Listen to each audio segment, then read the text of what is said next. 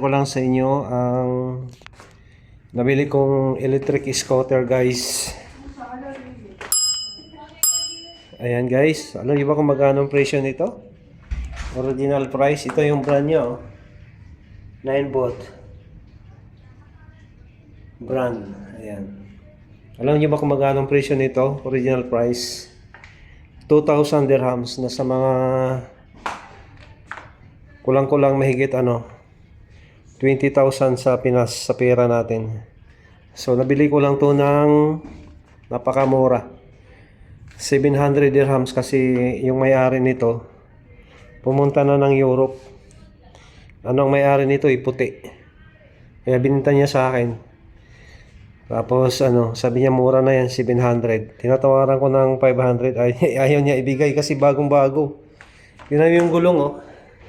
Ayan, oh, yung gulong. Kapal pa. Wala, kasi sabi niya hindi raw niya ito nagamit, eh. Ayan. Sabi niya wala lang box. Pero wala pa talaga, hindi niya nagamit kasi alam mo na may mga puti. May maraming sasakyan yan. Ayan, oh. Eh na siya, nag-for good na siya, kaibigan ko. Ayan. Kaya kahit daw 700 din, bayaran ko na lang daw siya. So ang kagandahan nito, ayan, oh, isi-switch on ko. Ayan, oh. Kagandahan nito, pwede mong ma-connect sa cellphone. Naka-connect na to sa cellphone ko. Pag i-open mo sa cellphone, malalaman mo yung kung ilan na yung battery niya, kung malapit na ba siya malubat o matagal pa. Ayan, guys. Sabi niya ang takbo daw nito is hanggang 36 km. Kasi karamihan kasi sa scooter 25 kilometers lang, eh. Ito daw 36. So susubukan ko, patatakbuhin ko to doon sa baba sa parking. Ayan, napupull to, guys. Ayan, guys, pag pinold kasi ito iangat lang to. Ayan, oh. Uy, ayan na. Ayan, inangat ko lang. Ganon. Napupull siya. Tapos wait lang. Yan. Ayan na, oh. Ayan. Pwede na to siyang buhatin. Ayan, oh. Ayan, oh. Binuhat ko na, oh. Ayan. Binuhat ko na siya. Pwede ilagay sa likod ng pwede ilagay sa likod ng sasakyan. Ayan, ako. Iangat ko ulit.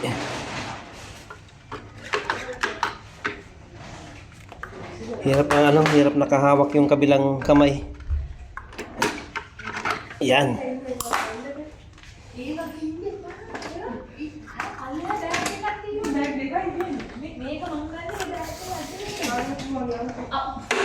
Yan. Hirap ng isang kamay lang nakahawak sa cellphone. Ayan, nakabalot pa nga sa plastic, oh. Pupunta ako doon sa baba. Kasi bawal dito sa hallway. Ayan, oh. Gagalit yung gwardiya. Punta ako ngayon doon sa baba. Sa parking. Kasi bawal dito, eh.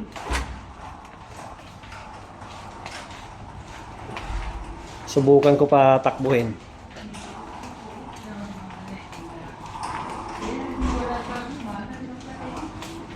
Nabili ko lang siya kahapon. Tinawagan ako ng kaibigan kong puti. Pauwi na siya ng Europe, eh. Pauwi na siya ng UK. Tapos inalok niya sa akin to.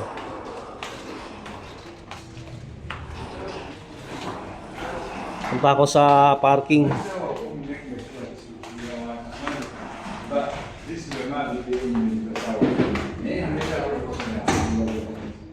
Bilis naman ng dalawa. Yan. Ito.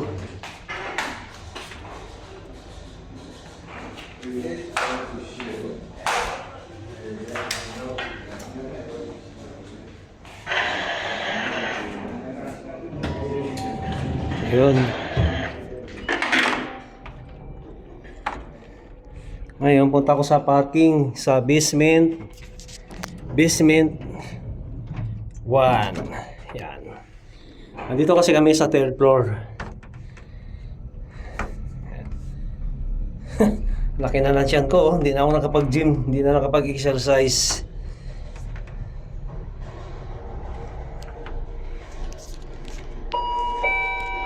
Itatry ko to. Kaso lang di ako pumunta doon sa highway kasi ano, ito kasing scooter na to guys, pag ginamit mo to dito sa labas, kailangan may suot kang ano, may suot kang tinatawag na yung life vest na damit tsaka helmet. Kasi pag wala kang ganun guys, wala kang helmet, wala kang life vest, hulihin ka ng pulis. Bawal kasi, bawal. Kaya di ko muna siya ginamit sa labas.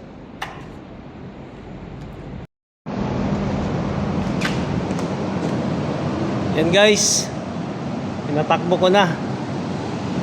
Bilis oh. Biruin mo oh. Halagang 700. Magkano to sa pwesto? 2,000.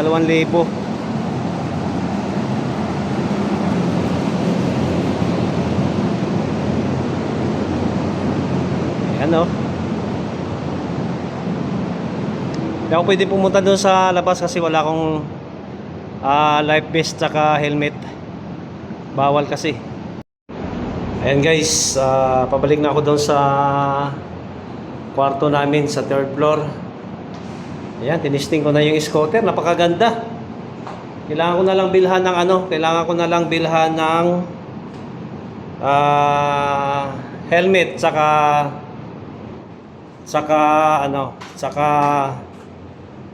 vest. Yung sinusuot pag ikay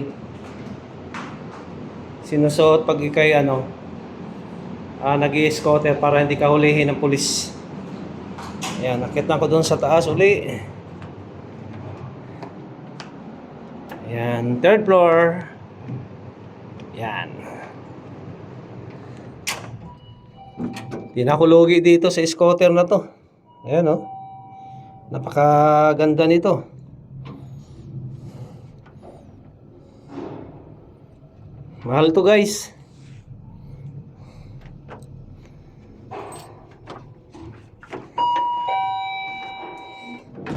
Abante, abante. Yan.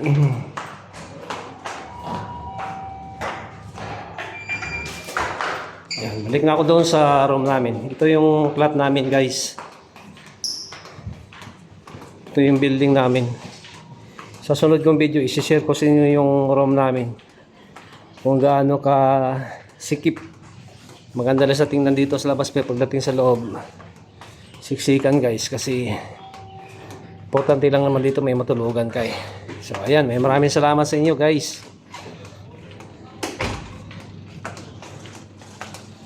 Balik na ako sa room namin, 315. Ito may maglilipat oh.